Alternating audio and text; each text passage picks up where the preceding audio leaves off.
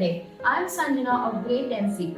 Recently, I've gotten around to read the book Diary of a Young Girl by Anne Frank. Diary of a Young Girl was such an interesting book to read.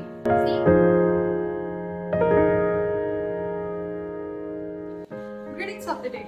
Today, I, Shagvi from grade 10B, I'm going to talk about The Diary of a Young Girl. The Diary of a Young Girl is an amazing and inspiring book. I have felt different emotions while reading it. It's a perspective which only a young girl can have.